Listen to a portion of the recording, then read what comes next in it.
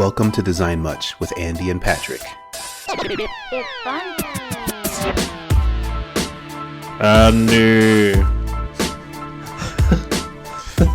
This is the ghost of Christmas past. The ghost of... Nobody told me I'd be haunted by any ghosts today. Where's my chains? Need to haunt you. How's it going, Andy? I should do this. I should just hold it. You should. Because you're like sideways.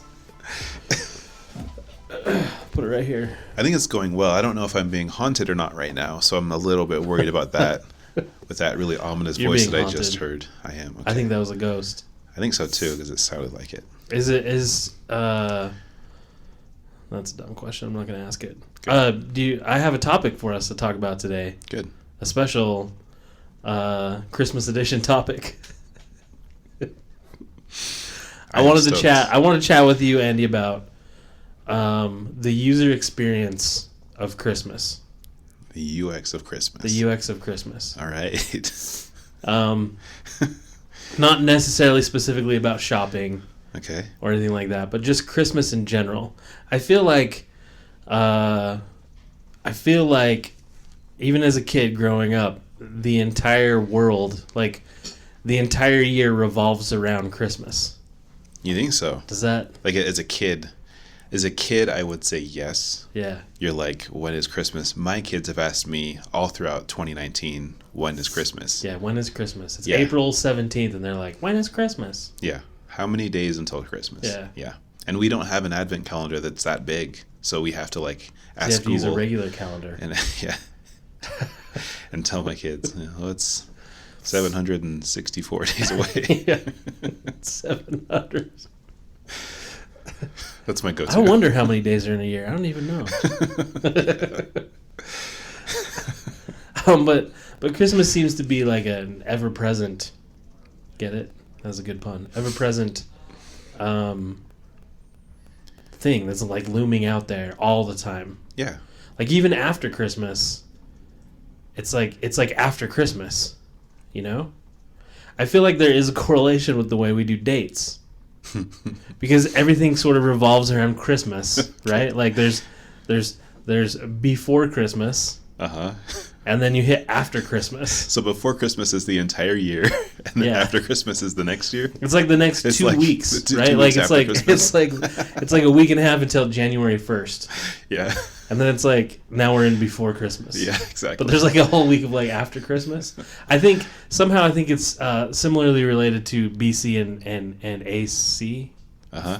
Before Christ, after Christ, zero. Okay, yeah. See, I feel like it's the same thing. Uh-huh.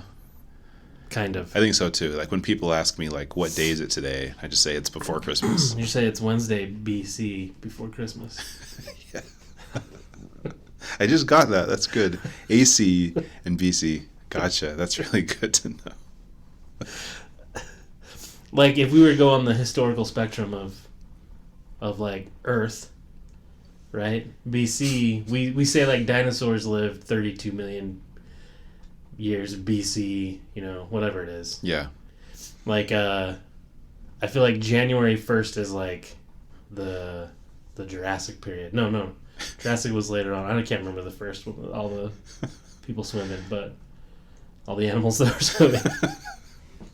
But anyway, what I'm saying is like what I'm trying to get to is the user experience of Christmas it's not just around Christmas though. I would agree. I think it is an experience that does last all year. Yeah. It does. It revolves, right? It does, yeah. Do you know people that have a savings account for Christmas, and then every year they start putting money away at the beginning of the year? I've definitely heard of that. I can't say who does that, but yeah, definitely. That would be one item from the user experience list, right? Yeah, is like the preparation work for Christmas people can get really insane. We have purchased Christmas presents like in the summertime before. Yeah. Like a long time before Christmas, we are buying and storing our Christmas presents. Mm-hmm. This is true. And sometimes people buy in the after Christmas period because things are on sale, and then they store them away in their house. This is true. Which which the before Christmas piece like that, the way early Christmas piece, the user experience of that involves like you have to design a place to store these things away from your children, and you have to like you have to put a bank account together and you have to design a process for putting money into that bank account. Mm-hmm. Like it starts really early every year. You also have to figure out what to buy.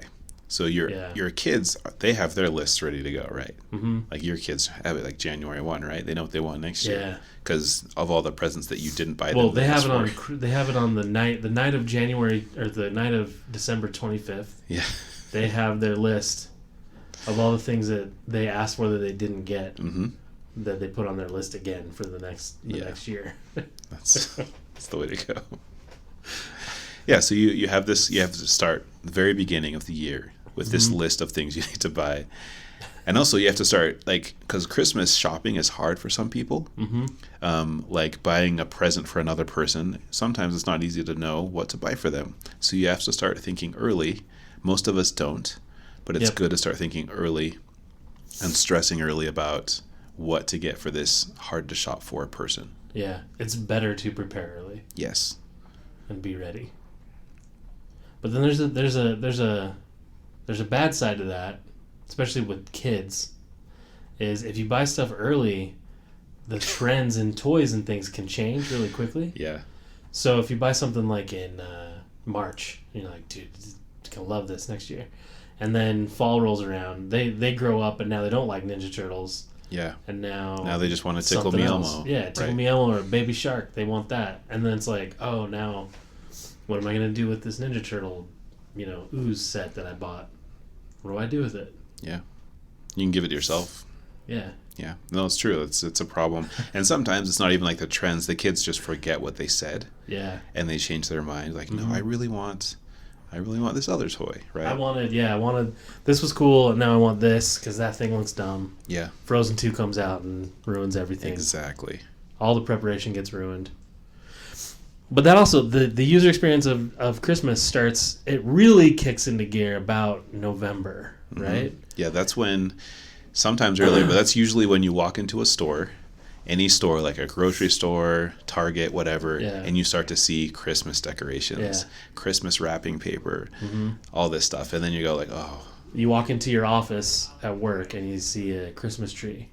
Yes. Early. You go to the gas station, you get gas, which I don't have to do anymore, by the way, which is like the most fantastic thing. We need to chat about that one of these days. That's another topic. Get a new car? I got an electric vehicle, yes, and it's the greatest thing on the planet, Andy. Is that your Christmas present, dude? Part of it, yes. That's awesome. Congratulations. It's not a Tesla, by the way, for all you dorks out there that think you need a Tesla. Anyway, you go to the gas station and you see the little Reese's Christmas tree show up about November. Okay. But you go into gas stations, Patrick? I thought it was a requirement. I thought you had to go to gas stations. You have to go in to pay for your gas. Convenience stores? Yeah. It's convenient. All right? I don't think it is. Not when you're paying for gas, man. Well, you pay for gas outside, and then you go inside to get your Reese's Christmas trees. Yeah, okay. You can't buy those at the pump, dude. That's true. What are you talking about? Which is a big problem. It's a huge pain point in the user experience. Yeah, but we don't need any more work to be done at the gas pump. Okay.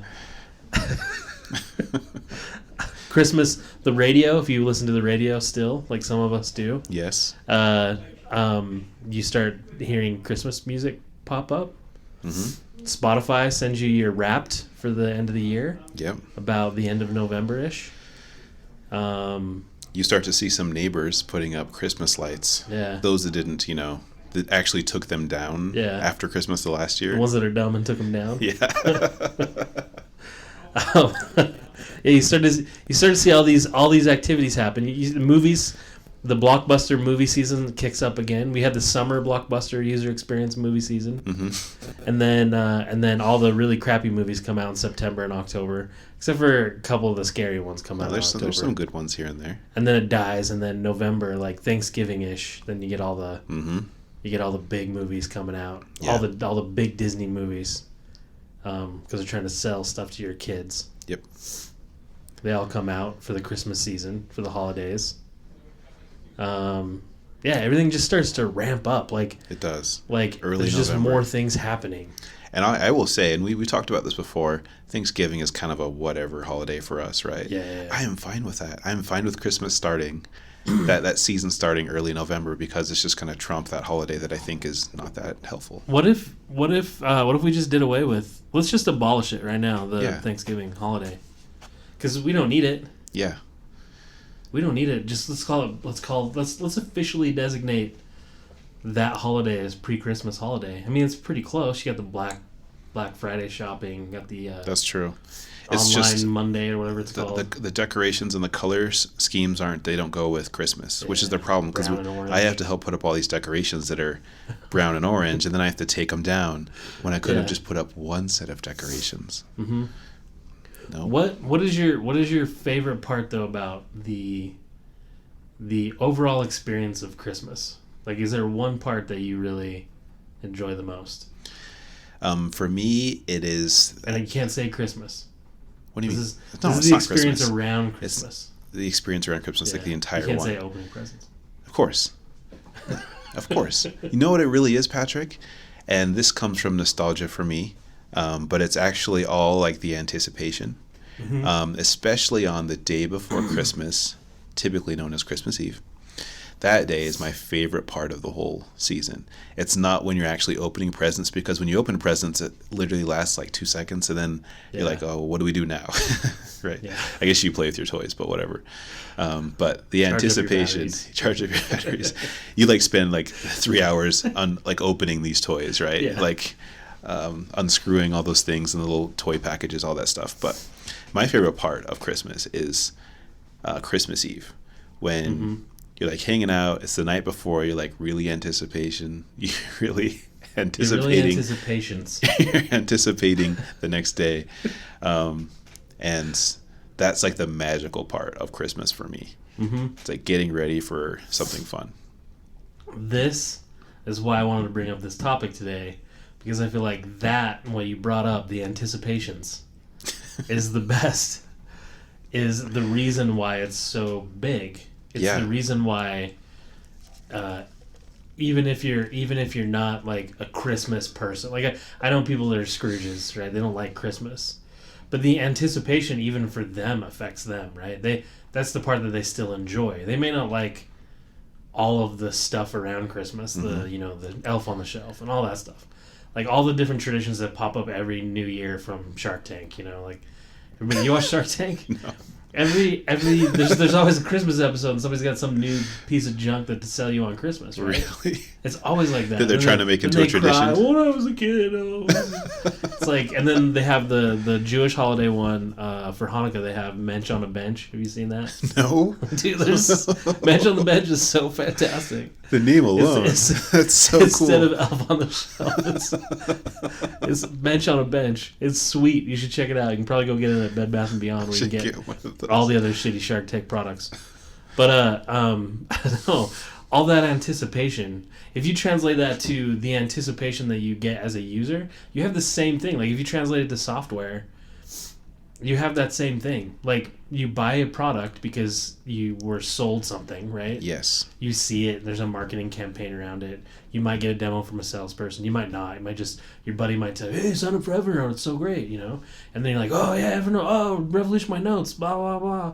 Like, I hate the Notes app in Apple. And then you log into Evernote, and then you realize it's just a dumpster fire.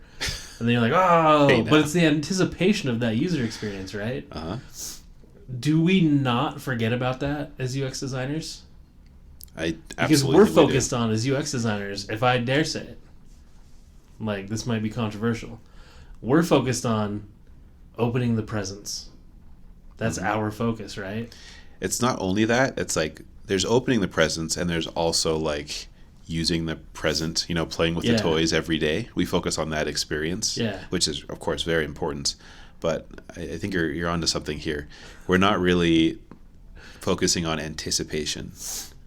Yeah, we're not. Are we not focused on? To me, that's a lot of that. That's not marketing though either. Is it not? Well, to me, it's not like that's not marketing's job function either. Okay. Marketing's job is to get you to buy Mensch on a Bench, right? Okay. We designed Mensch on a Bench. Uh-huh. Marketing's job is to sell it to you. But marketing can create anticipation for sure. I think they do. Yeah. The way that they do it. But do we have a good experience? Like the part that you said, and I'm glad you said it. I didn't even lead you. You just said it. But the part that you brought up as your favorite part of Christmas is the anticipation of Christmas. Not Christmas. Yeah. And not the marketing of Christmas, but the anticipation that's occurring, right? That's going to happen.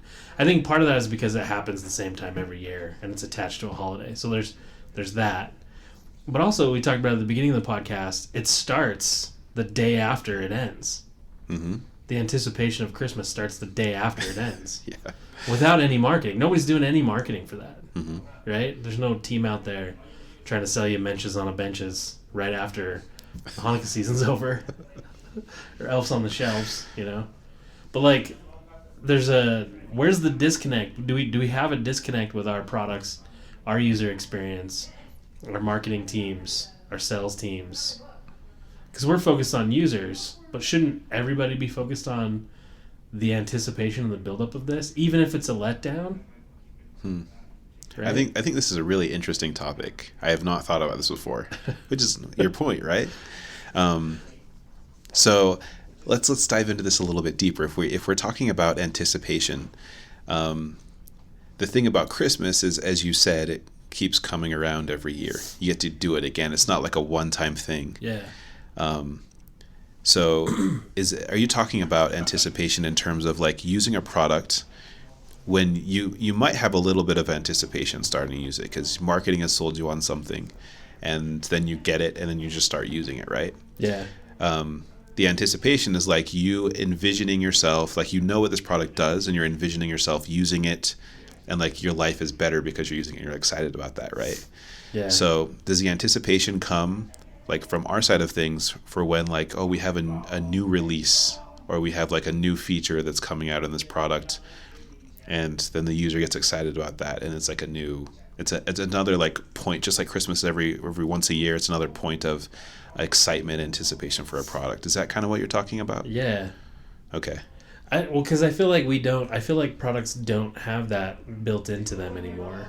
Mm-hmm. Companies don't have that built into them anymore. And I think I have a theory on why this is, or one theory on why I think products are boring and I think inherently products are inherently I think they're like toys, right? Like we see the toy, we know what we're gonna get, and I know every year I'm only gonna play with it for 20 days. Like rarely am I gonna keep a toy, and then it goes through a period of like, oh, I'm gonna keep my toy because I love that toy, right? We've all watched the Toy Story series. We know exactly how the documentary works. Yes. And then when you grow up, you give that toy away, and it's very, it's like, oh, I love these things, right?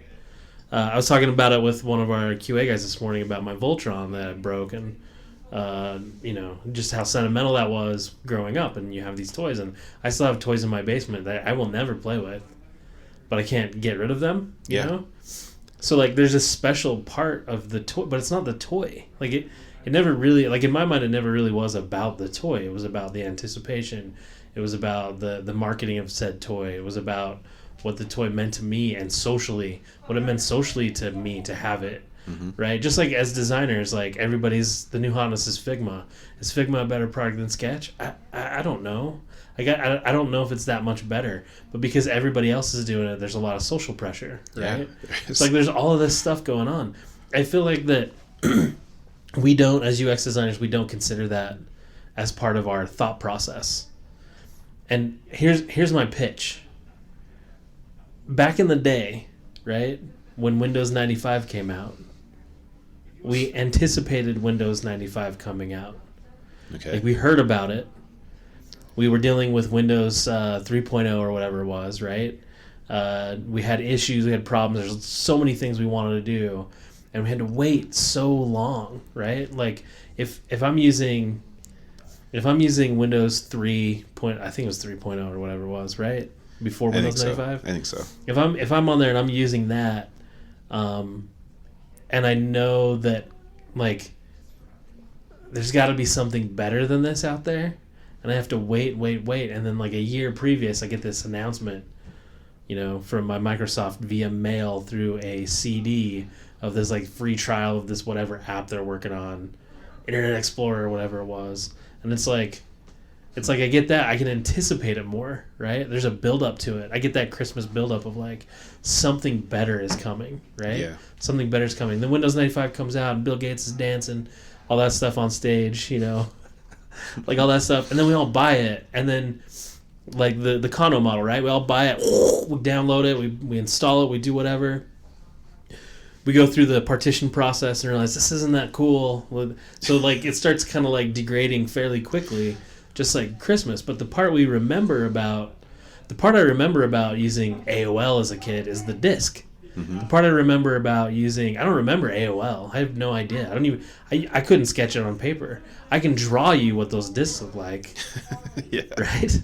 And I can tell you all day about the experience of me putting in those discs and tracking how many minutes I have, and when my brother used my minutes, getting pissed and getting in a fight. Like I can track all of that experience, but I couldn't draw AOL.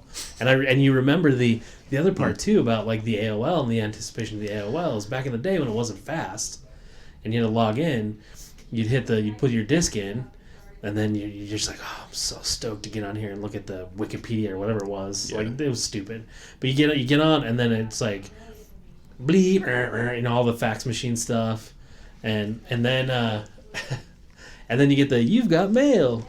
Like that whole thing is a build up to something, right? Yeah. To junk mail. Like that's the product. The product was a junk mail crappy inbox, but the whole experience and the reason why we liked it so much and why it was better than other products was because of all of that anticipation, right? Okay.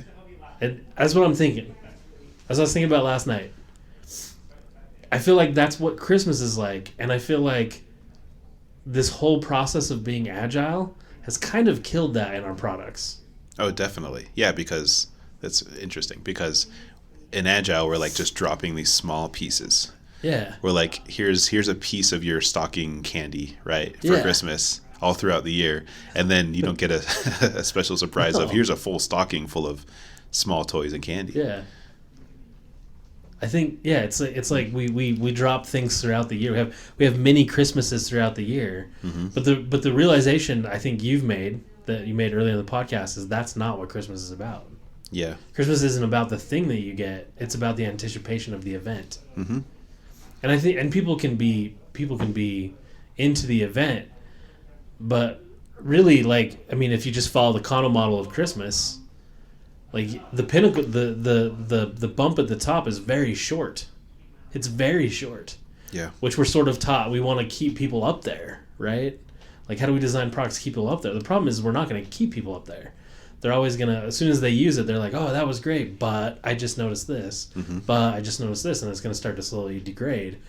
So like taking the model of Christmas, I feel like we should design that anticipation better into our applications. And maybe we play around with time. Maybe we play around with the time frame of that. Maybe we hold off releases. To kind of like make the user suffer a little bit. not really that, but just like this goes back to, and we've talked about this before. You've talked about this specifically. I think it goes back to this whole agile MVP model mm-hmm. of just releasing something to somebody and not necessarily understanding what the core value is of what we get from it. Yeah. Because I think that's why Christmas, and I think that's why Halloween, like if I look at holidays, those two holidays specifically, I think that's why they're popular and why they're gaining more traction and why people enjoy them, because there's so much anticipation to it. Mm-hmm. I think that's really interesting. And they get more value from the product itself, but half the value they're getting is from the experience that the product, not necessarily the use of the product, but the experience up to the use of the product. Mm-hmm. Now, to counter this a little bit, yeah, because I'm gonna because this made me think of some examples in my life where this could potentially go poorly, and you kind of described it a little bit already. So my first example is this is something that I think Apple does a lot with hardware products. And what they do is they like to use time, and they like to kind of withhold things that they know we love or want, things that are very simple. And I think let's talk about like an example that I'm thinking of, the iPhone 4. If you remember, for the longest time, iPhone was just black, right? Mm-hmm. And everybody for like all the time, like, when are we going to get a white iPhone? Like, we know you can make white things. Your iPods are white. You can do it. But Apple just like waited years and years before they released a white iPhone. Mm-hmm. And they even had this iPhone 4 come out, and it was black. And then like halfway through that cycle, they came out with the white iPhone 4. And they didn't have to wait, but they made us wait. And there was just like not that much extra value. Like, your phone's maybe like more beautiful in your eyes, but they made you wait. And I think Apple does this a lot with a lot of their products. They use time, and I think they kind of use it in a bad way. And I think we fall for it as Apple users all the time. I would love to have black AirPods. I want black AirPods, but they're not going to make them. They might someday. Yeah. But they're just, and they totally could make different colors, but they're just not going to because they don't want to. But to that point, like, I taught a class at Dead Mountain a couple weeks ago about the same principle. This is when I kind of started thinking about it, was like in UI. Like, when you click on something in UI, you value something when you know something's working hard for you. Yeah. Right. Just like that. And this is like just a psychological thing. I will value something or love something if I know there's hard work attached to it. Mm-hmm. If it comes too easy or it comes at me too fast, I don't value it as much. Right. Yeah. So like that whole principle, I think we lose because things are faster and we release things faster. Mm-hmm. So I think we lose the value of that. Like, if I compare, like, to your point, if Apple withholding stuff, we know they can produce, and teasing us with that years ahead of time benefits them, because when the white iPhone 4 comes out, everybody bought it. Yes. And their sales just blew. Their sales blew up. I think even people that already had an iPhone 4, like... traded to get it in. I mean, I remember getting one. I didn't even want it. But I was like, dude, this is great. And then I turned around and realized everyone had one. I was like, oh, man, everybody's got the white thing. But, like, to their point, it does boost sales. But also, I think that's part of why... And Don Norman talked about this when early days of Apple, of, like, we looked at the holistic experience. And I think this is part of it. It'd be cool. Maybe we get Don Norman on the podcast. Let's do it. But I think part of that is the reason why Apple products, like, let's take the iPhone as an example. It's always had a shitty camera. Always. It's never had a great camera comparatively, like, to the Samsungs or, like, the Pixels. I think it has. Especially at night. Especially in dark. Sure. It's not that they can't just go fix it, right? Mm-hmm. But they know that people love Apple products, and I think that's not the whole part of it. But Apple products in some ways are very inferior hardware to other products on the market. Yes. But people love the Apple products, and part of it's the way that the product is designed itself. Mm-hmm. But I think a lot of it has to do with the fact that if I know as a person that I feel like there's care and work placed into this, I cherish it more, right? Yeah. Like, if I know Santa Claus built my Voltron, which he did, and his elves. Well, he didn't build it. His elves did. Yeah, his elves built it. The elves put the hard work into it. Yeah. It's bad. It's bad metaphor. But anyway, like, if you know somebody has worked hard on it to complete it, mm-hmm. Like, you love it more. Yeah. Right. Versus if it comes out, even if it's like half-ass. Like, even if the product comes out and it's still not complete, but you know somebody worked really hard, you know? But then if we're doing these agile releases where we release bits and pieces, we know it's not... We know the breadth of it over time is a lot of hard work. But because it's these small chunks, we don't consider it, like... You know what I mean? I know exactly what you mean. I think this is clicking really well with me, because if you are given something so often, you just expect it. And it's not as special anymore, right? You're spoiled, right? Exactly. Yeah. And so then it's just like, yeah, there's a new release. I can do this thing. Oh, that's great. Maybe I'll try it. Yeah. You know, versus like I had to wait. I knew about this thing forever. I had to wait a very long time for it. So I think what I'm trying to say with Apple is there's a good and bad to that, because it could swing to the side of the scale that's like, you could easily make this thing, and I'm angry at you because you don't, and all of your competitors do. I'm going to leave and go to the competitors. Or there's like, I love you so much, I just really need you to make this thing for me now, and I'm going to stay here and wait. When I get it, I'm going to be excited. Yeah. But it could be a thing that's not really that much more value. Yeah.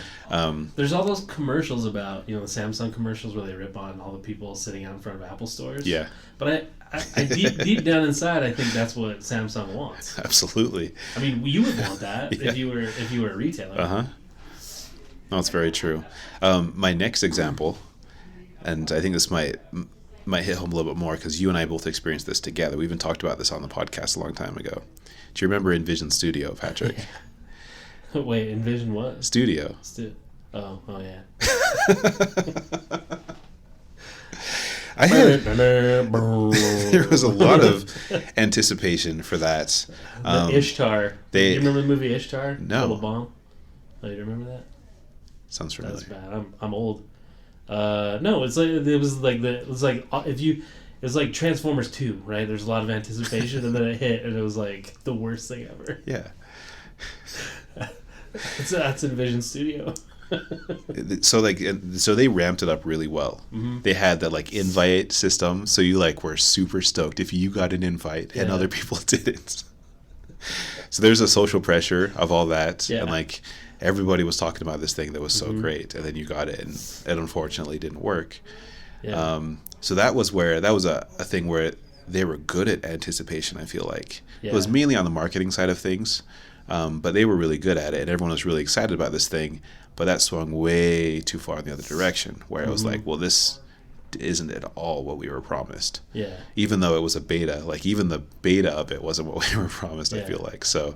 The example of that, right, to bring it back to the holiday season, was when I wanted the Optimus Prime set, like the full set when I was a kid, and I asked Santa Claus for that and everything like that, and then the anticipation of like, I know I'm gonna get it. This is the only thing I asked for. Blah blah blah. blah. And then my mom was asking me like, oh, she doesn't know anything about Transformers. Oh, it's Transformer. Oh, watching cartoons with me on Saturday morning, like she's trying to pick up on it, and then I opened my gift, and it was the GoBot version. It was like, GoBots. The hell, Mom? GoBots? That's awesome. That's what it was like. It was like there was a lot of anticipation because because even this is a great example of where anticipation can go wrong because it's not focused on the right experience. Yeah. Is that because it was like 2 years before. I think they made like a blog post announcement 2 years before they even released it. Like, we're gonna start working on a design tool. Yeah. Yes. Like, it was early. It was way early on. So we expected it to be like done in that amount of time because it was like, such a long time to develop this thing, right? So you're like ready to go. You open a GoBot and you're like, crap. And I had the same sort of experience, I think, in my childhood too. There was this robot that I picked this robot out. ZCMI toy store. I was like, Mom, I want this thing. And in my mind, I thought this robot could do everything. Like, I thought it would like be my little friend. I basically thought it was like a sentient robot, right? It was like this like 2 foot tall robot, and I was like super stoked. I knew where my parents, they bought it. I knew where they hid it, so I would like sneak down to the room and like look at him like I'm so excited to open this thing and play with my new robot buddy. And I opened it, and I realized he could just say things when I pushed the button and kind of roll forwards and backwards. So it was very disappointing. I was like imagining him like helping me out on my paper route, all that stuff as a kid. It's like, this is going to be the best ever. Me and him, my buddy, we're going to share deep thoughts together. This is going to be great. So He's going to hang out in the treehouse with me. Built all this up in my mind thinking it would be the best, and it did not work out that way. Yeah. So there's a balance to it, right? I guess. I think for the most part, UX designers probably don't focus on that anticipation much. We focus more on the quality of the product. Yes. Right? When in actuality, like, we could have the best product in the world, but if people don't, like, and it could offer a lot of value, but if people don't want it initially, or have any kind of anticipation that there's new features coming out or new things coming in, right? Like, I think that's where the balance is. If you were to only release something every year, you might build up an anticipation factor that there's new products coming at the end of the year. But it also, like, to your point, it might be too far. Yeah. Where it's like, I can't wait for this thing to happen. Everybody else has this thing. I can't wait for it to happen, right?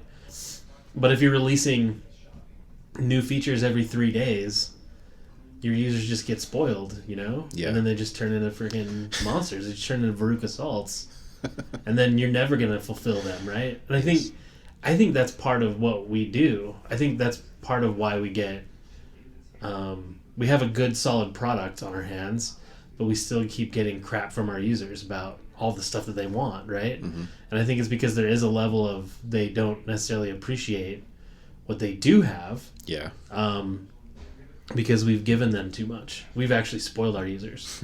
And I don't know if that's, like... I think that's a bad thing, but... Because then they're never going to be happy, right? And then you're kind of, like, digging your own grave. But at the same time, you can't be like, we're only going to release something every 3 years. Yeah. You know, because then it's like, well, if you run the risk of getting Envision Studio if you do it that way, right? If it's not, if it really truly doesn't hit them, and they really don't like it, then it's like the biggest bomb of all time. Yeah.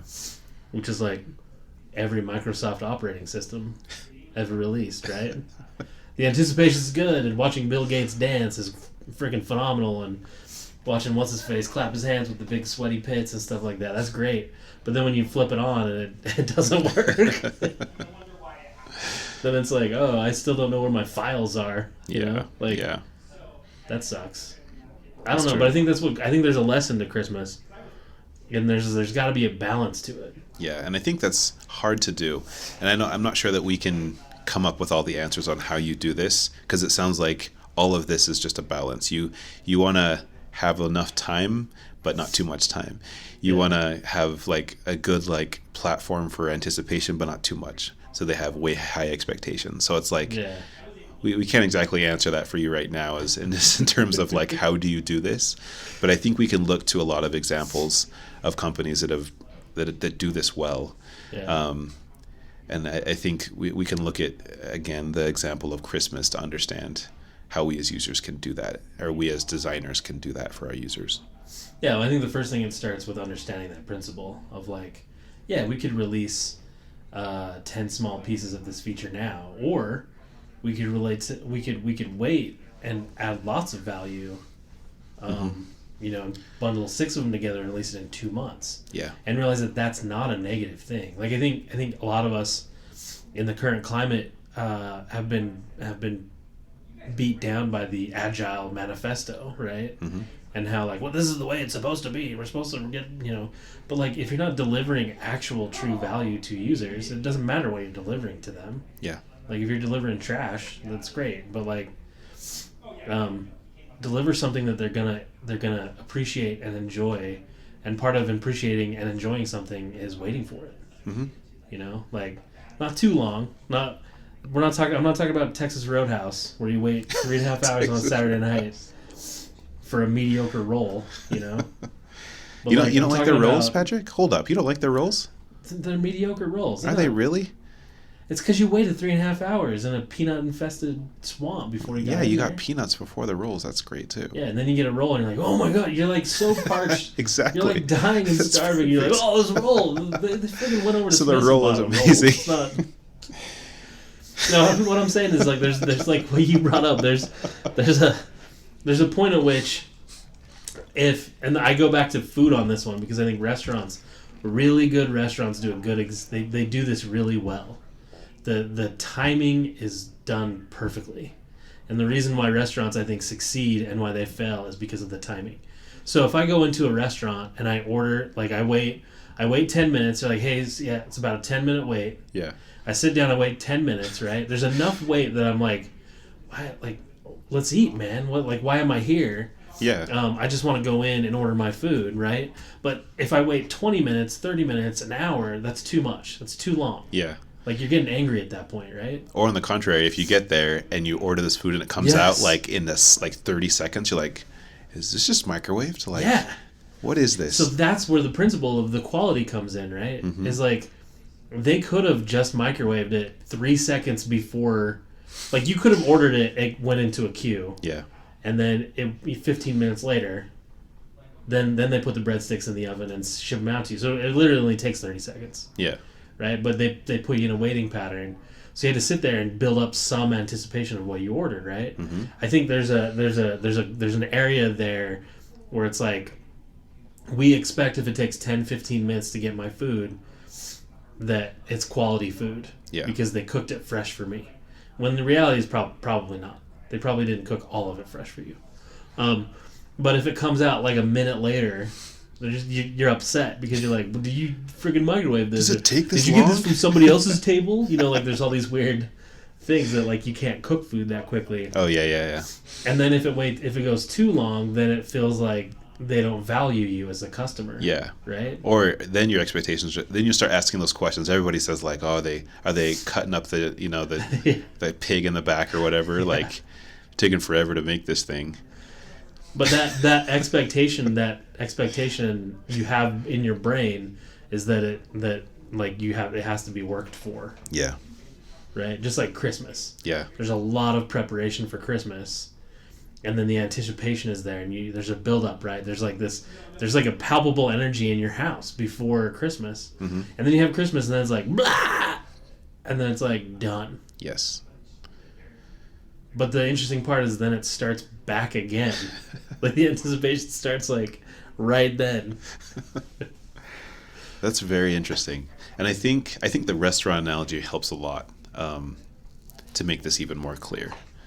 And I think a really good way to help manage the balance here, especially like what a restaurant would need to do, is understand their guests' expectations without directly asking them like, how long do you think it would take to make this steak or whatever. Yeah. But it's really like asking them understanding what their expectations are, and then you can try to toe the line to see what you can do to play with that to either ramp up expectation or anticipation, or lower it if you need to, right? Yeah, So I think this is That's true. a very interesting topic. it's true. It all starts with your users, understanding who your users are. It does, yeah. So Patrick, Cool, I think this is great. I think we are experienced designers, and that is part of the experience that I don't think we are always considering or designing for. Well, even in the app, I mean, we've talked about friction, adding friction in your app before, and if it's done properly, like in my mind, that's what design kind of is just where to add friction and where not to add friction. Because I think even in the app, when things happen too quickly in the app, you feel like it's not helping you. Mm-hmm. You feel like it's just happening. It's not like there's no care involved. Yeah, Or if and it also opens it up to mistakes. Like if things are moving too fast, too quick, and you're just trying to do like you can, as a user, you can mess up. yes, And so proper friction slows you down just enough that like you can maintain control, right? We've talked about it before, like driving a car and like wrecking a Lamborghini and stuff. Like you need proper training for certain things, and that requires some friction. this is true. But it's a good one. Merry Christmas, Andy. Yeah, you too, Patrick. Thanks, bud. Have a good Christmas. Ho ho ho. Should we tell them they can get a shirt for Christmas? Yeah, A design bus shirt for Christmas? It won't be delivered. it won't be before. delivered in time, but check us out at threadless.designmuch.com. Is that what it Yeah. was? And go ahead and buy a shirt for yourself or someone else. Yeah, your loved one. It will make their Christmas or their after Christmas a great one. Yeah, yeah. Get them get them a tight one, like one size smaller than they normally are. Like if they're a large, get them like a medium. Why? Because when you order it now, it's going to come in January, and of course, as you know, everybody jumps into the gym at the beginning of January. Yeah, So then it'll be like then it'll fit them correctly at the end of January. the end of January. Okay, bye, Andy. See ya.